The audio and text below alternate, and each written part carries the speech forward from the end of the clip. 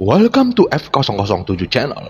Dukung terus F007 Channel dengan like, share, comment, and subscribe. Melanjutkan cerita berikutnya dari Battle Through the Heavens.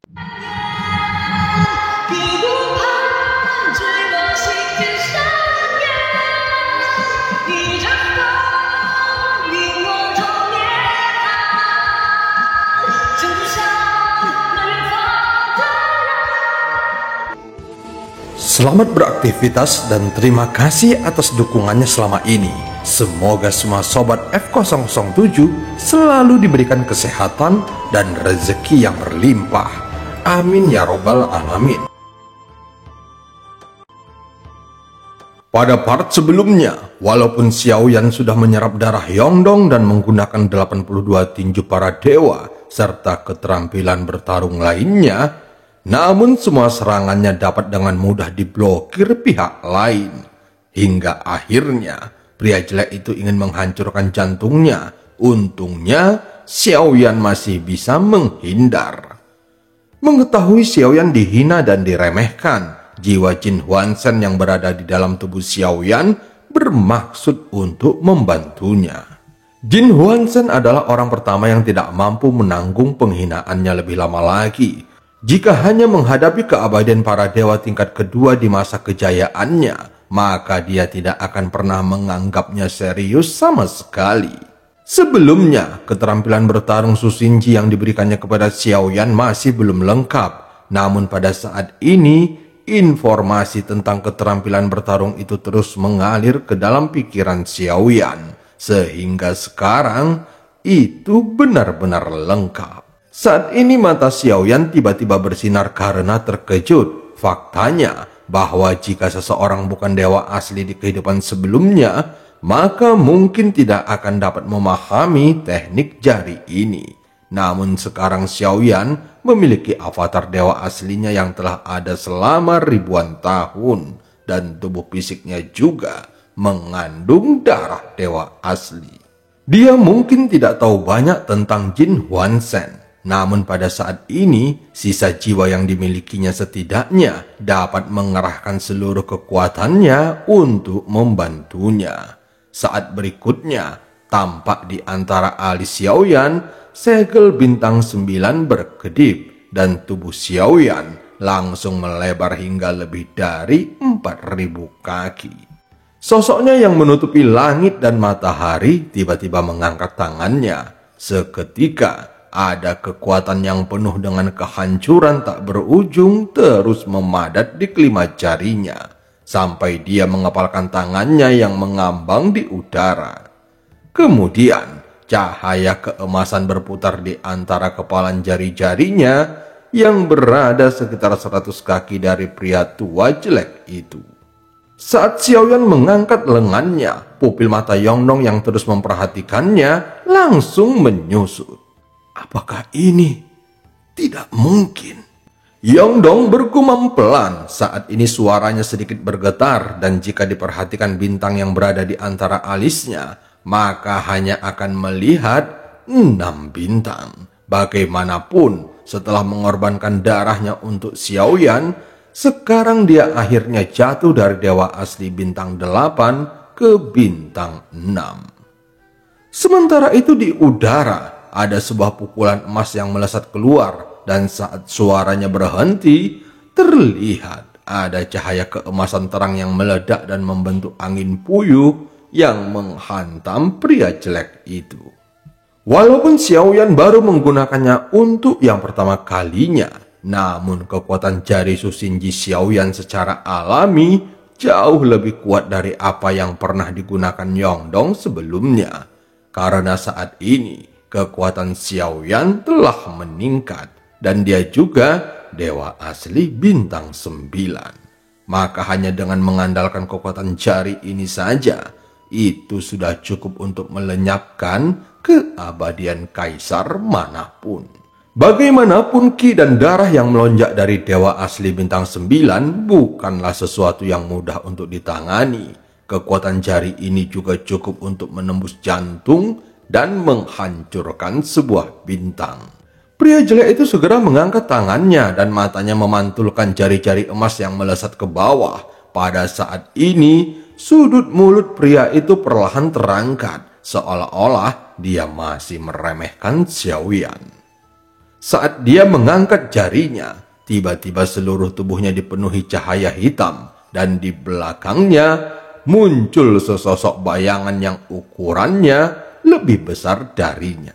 Meskipun aku tidak memiliki tubuh dewa asli yang tingginya lebih dari 4.000 kaki, tetapi dewa asli ini memiliki kekuatan yang sama. Setelah dia selesai berbicara, bayangan hitam yang berada di belakangnya segera keluar dengan mengarahkan jarinya. Tentu saja, itu juga teknik jari Sushinji, tetapi berbeda dengan milik Jin Huanzhen yang berpusat pada aura berwarna emas. Adapun jari Sushinji bayangan ini dikelilingi dengan energi hitam. Mata Xiaoyan tiba-tiba menyusut ketika dia melihat ini. Dia tidak menyangka pria jelek itu juga memiliki metode yang sama. Saat berikutnya terlihat di udara ada dua bayangan besar yang dipenuhi cahaya keemasan dan energi hitam bergerak melawan satu sama lain. Saat keduanya bertabrakan, seolah-olah seluruh dunia bergetar dan bahkan menarik beberapa orang yang sedang lewat menuju ke Istana Shen. Adapun sosok-sosok yang sudah berada di Istana Shen langsung menghentikan semua kegiatannya untuk menyaksikan pertempuran tingkat ini. Apalagi sebagian besar orang yang datang ke sini adalah keabadian kaisar. Jadi mereka secara alami sangat tertarik melihatnya. Namun energi yang menyapu mereka jauh di luar imajinasi semua orang. Meskipun ruang di mana keduanya berada tidak sepenuhnya runtuh, namun dalam sekejap seluruh area dipenuhi dengan energi dahsyat yang seperti amukan petir dan menyapu setiap inci ruang di sekitarnya. Jonggu dan yang lainnya juga terus mundur sampai mereka hanya bisa melihat pertempuran dari kejauhan secara samar-samar. Tentu saja, hanya ini cara agar mereka tidak terkena dampak oleh pertempuran sengit seperti itu. Bagaimana dia bisa melakukannya? Artinya, ini bukan keterampilan bertarung inti dari klan dewa aslimu. Xiaoyan bertanya dengan marah, dan untuk sesaat mereka tidak bisa membedakan antara kekuatan keduanya. Mungkinkah itu dewa asli ilusi hitam? Apakah dia juga telah mati?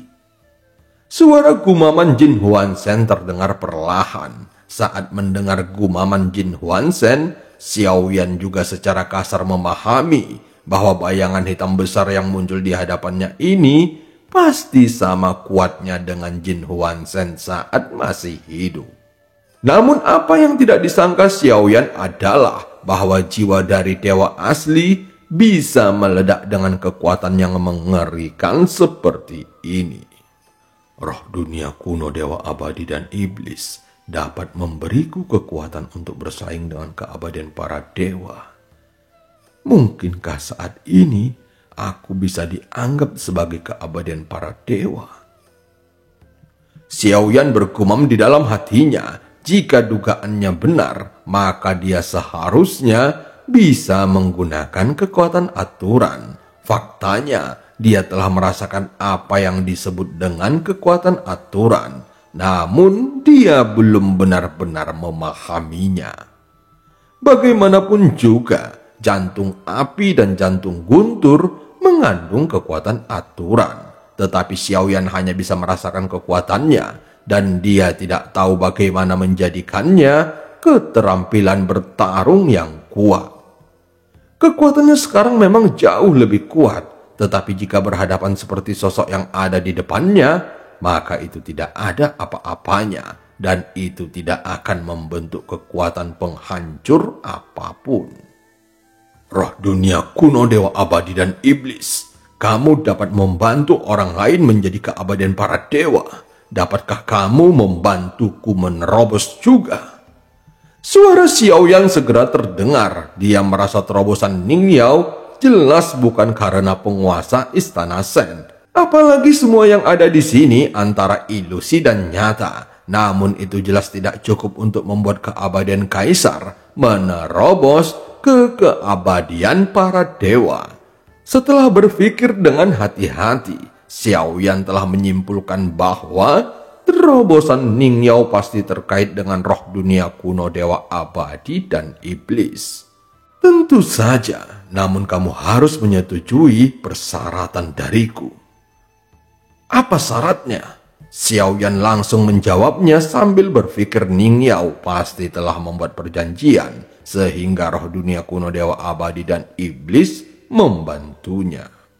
Kamu harus memperbaiki kerusakan dunia kuno dewa abadi dan iblis. Sebelum perbaikan selesai, kamu tidak diperbolehkan meninggalkan dunia kuno dewa abadi dan iblis. Kamu juga harus berjuang demi dunia kuno dewa abadi dan iblis.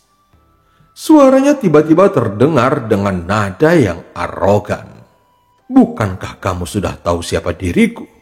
Situasi dunia kuno dewa abadi dan iblis saat ini sebenarnya tidak lebih buruk daripada Sensi. Situasi di dunia Sensi beberapa kali lebih buruk.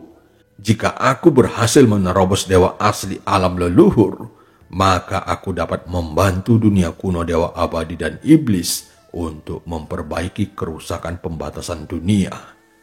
Namun kamu tidak dapat membatasi kebebasanku untuk pergi, apalagi dengan sengaja menciptakan musuh untuk bertarung denganku. Xiaoyan ingin mengetahui apakah kemunculan pria di depannya ini terkait dengan roh dunia kuno dewa abadi dan iblis. Jika dibandingkan dengan Yongdong, maka saat ini roh dunialah yang memiliki kemungkinan lebih besar melakukannya. Sebab dan akibat orang ini tidak ada hubungannya denganku dan pertukarannya harus setara. Roh dunia jelas tidak mempercayai janji dan kata-kata Xiaoyan. Jika kamu tidak setuju, maka kamu telah memilih dunia kuno dewa abadi dan iblis tidak akan pernah kembali normal lagi. Mungkin inilah sebab dan akibat pilihanmu. Xiaoyan menjawabnya dengan dominan. Sepertinya saat ini roh dunia kuno dewa abadi dan iblis menjadi tidak berdaya. Bagaimanapun, dia mengetahui status Xiaoyan sebagai penguasa yang mewakili kemungkinan yang tak terbatas. Dan cerita pun berakhir. Sampai ketemu di part selanjutnya.